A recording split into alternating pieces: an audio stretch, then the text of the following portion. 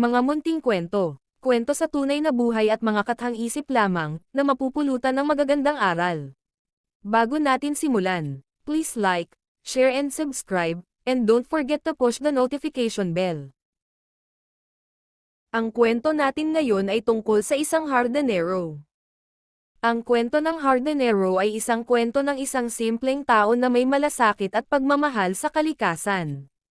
Siya ay isang hardinero na nagtatanim ng mga halaman at nag-aalaga sa kanyang hardin araw-araw. Sa kabila ng mga pagsubok at hirap na dulot ng panahon at trabaho, hindi nawawala sa kanya ang kasiyahan sa bawat pagtubo ng mga halaman. Isang araw, may dumaan na batang turista na nagtataka sa ganda ng hardin ng hardinero. Tinanong niya ang hardinero kung paano niya napapangalagaan ang mga halaman. Sumagot ang hardinero, ang bawat halaman ay may kanya-kanyang pangangailangan. Kung magbibigay ka ng oras at pag-aalaga, mamumangga sila sa tamang panahon. Sa mga simpleng salitang iyon, naisip ng bata na kahit sa buhay, kailangan ng pasensya at malasakit sa lahat ng bagay upang magtagumpay. Natutunan niyang mahalin ang bawat proseso ng buhay, tulad ng pagpapalago ng halaman, at kung paano kailangan ng tamang oras at alaga upang maging maganda ang resulta.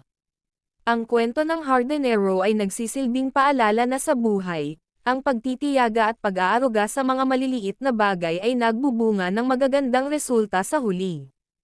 Habang lumalaki ang batang turista, hindi niya nakalimutan ang mga aral na natutunan mula sa hardinero. Sa bawat hakbang niya sa buhay, inaalala niya ang mga salita ng matanda, na tulad ng pagtatanim at pag-aalaga sa mga halaman, kailangan ding maglaan ng oras at pasensya para sa mga pangarap at relasyon. Isang araw, bumalik ang bata sa hardinero. Matapos ang ilang taon, siya ay naging isang magaling na agronomo, at nagdala siya ng mga bagong uri ng halaman at kaalaman. Gusto niyang matulungan ang hardinero na palaguin pa ang kanyang hardin. Ngunit nang dumating siya, laking gulat niya nang makita na ang hardinero ay hindi na kasing lakas ng dati at parang hindi na kayang magtrabaho sa hardin. "Pwede po bang ako na lang ang mag-aalaga sa inyong hardin?" tanong ng bata. Ngunit tumingin ang hardinero sa kanya at ngumiti. "Hindi ko na kailangang magtanim pa ng marami. Ang bawat halaman na itinanam ko ay nagsilbing bahagi ng aking buhay, at ang bawat punla ay nagbigay ng saya sa akin. Ang pag-aalaga sa kanila ay isang bahagi ng aking misyon, ang makapagbigay ng mga aral, hindi lang sa mga halaman, kundi pati na rin sa mga tao." Naisip ng bata na sa kabila ng kanyang tagumpay, ang tunay na halaga ng buhay ay hindi sa kung ano ang nakamtan, kundi sa mga relasyon, sa mga bagay na patuloy na nagpapalago sa atin, at sa mga simpleng bagay na nagbibigay saya. Bumalik siya sa kanyang paglalakbay, dala-dala ang mga aral ng hardinero, at ipinagpatuloy ang kanyang misyon na hindi lamang upang magtagumpay, kundi upang mag-alaga at magtulungan, tulad ng ginawa ng hardinero sa kanya. Bilang isang agronomo, patuloy na naglakbay ang batang turista at ipinagpatuloy ang pagpapalaganap ng kanyang kaalaman sa agrikultura at kalikasan. Ngunit sa bawat lugar na pinupuntahan niya, hindi niya nakakalimutan ang mga aral ng hardinero. Ibinabahagi niya sa mga tao ang kahalagahan ng malasakit, pasensya, at pagmamahal sa mga bagay na hindi agad nakikita ang bunga, ngunit may malalim na epekto sa buhay ng bawat isa. Dumating ang panahon na ang batang turista ay naging isang tanyag na eksperto sa kanyang larangan, at siya'y nagtagumpay sa maraming proyekto.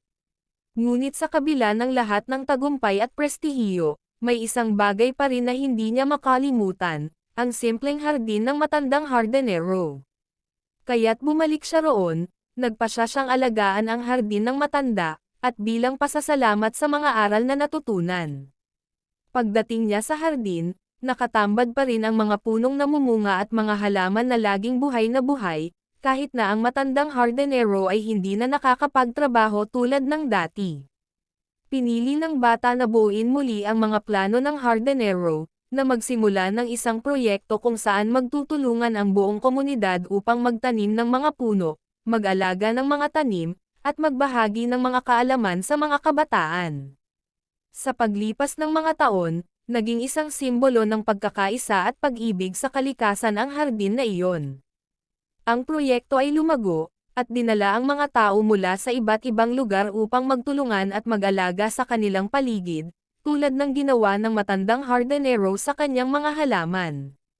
Sa huli, namatay ang matandang hardinero, ngunit ang kanyang mga turo ay patuloy na nabubuhay. Ang hardin na kanyang itinaguyod ay naging simbolo ng kanyang pamana.